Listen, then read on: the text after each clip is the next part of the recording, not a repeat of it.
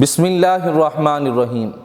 حضرت عمر رضی اللہ تعالی عنہ ایک مرتبہ شام کے دورے پر تشریف لے گئے۔ حمص کے سربرآوردہ لوگوں سے ملاقات ہوئی تو فرمایا کہ مجھے ایک لسٹ اور فہرست تیار کر کے دو جس کے اندر حمص کے غرباء کے فقراء کے نام لکھے ہوں، تاکہ میں بیت المال سے ان کے لیے کچھ وظائف مقرر کروں، کچھ مال بھیجوں تاکہ ان کی کچھ خدمت ہو سکے۔ تو سربرآوردہ لوگوں نے ایک فہرست تیار کی جس کے اندر سب سے پہلے حضرت سعید بن عامر رضی اللہ تعالی عنہ کا نام تھا۔ حضرت عمر رضی اللہ تعالی عنہ نے جب پہلا نام دیکھا تو فرمایا یہ سعید بن عامر کون ہیں؟ تو لوگوں نے بتایا یہ وہی ہمارے گورنر ہیں۔ تو حضرت عمر رضی اللہ تعالی عنہ نے کہا یہ آپ کے گورنر ہیں، یہ کیسے غریب ہو گئے؟ ان کی تو تنخواہ ان کو ملتی ہے۔ تو لوگوں نے بتایا ان کی فیاضی اور سخاوت ان کے پاس کچھ رہنے ہی نہیں دیتی، جتنا بھی ان کو ملتا ہے وہ سارے کا سارا مساکین کے اوپر خرچ کر دیتے ہیں۔ حضرت عمر رضی اللہ تعالی عنہ یہ سن کر آپ دیدہ ہو گئے اور مدینہ منورہ پہنچ کر ایک قاصد ان کی طرف روانہ کیا۔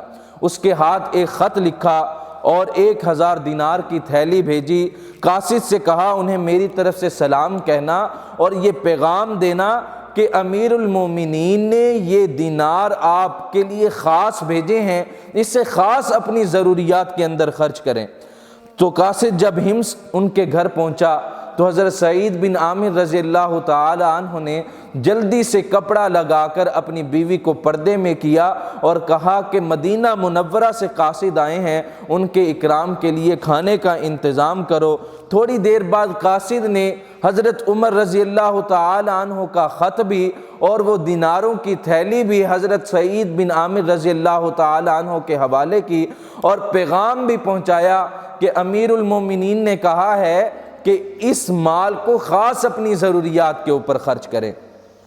حضرت سعید بن عامر رضی اللہ تعالی عنہ نے جب وہ دیناروں کی تھیلی دیکھی تو زبان سے بے ساختہ نکلا انا للہ و انا الیہ راجعون۔ بیوی نے جب یہ جملے سنے تو لرز اٹھی اور فوراً کہا کہ کیا ہو گیا ہے، کیا معاملہ ہوا ہے؟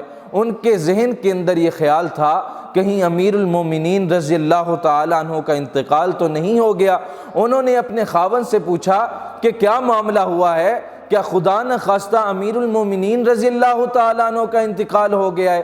تو حضرت سعید بن عامر رضی اللہ تعالیٰ عنہ فرمانے لگے اس سے بھی بڑا حادثہ ہو گیا ہے۔ تو فرمانے لگیں کیا قیامت کی کوئی نشانی ظاہر ہو گئی ہے؟ حضرت سعید بن عامر رضی اللہ تعالیٰ عنہ کہنے لگے نہیں، اس سے بھی بڑا معاملہ ہو گیا ہے۔ تو بیوی نے پوچھا پھر ہوا کیا ہے؟ تو حضرت سعید بن عامر رضی اللہ تعالیٰ عنہ نے کہا کہ دنیا کی دولت یعنی فتنہ میرے گھر کے اندر آ گیا ہے، آزمائش میرے گھر کے اندر آ گئی۔ تو نیک بخت بیوی بولی گھبرانے کی کیا بات ہے؟ کیا حمص میں فقراء ختم ہو گئے ہیں؟ اپنی ضروریات کے لیے رکھ دیں اور بقیہ خدا کی راہ کے اندر خرچ کر دیں۔ اب قاصد نے پھر پیغام سنایا کہ امیر المومنین رضی اللہ تعالی عنہ نے فرمایا ہے کہ یہ خاص اپنی ضروریات کے اندر خرچ کریں۔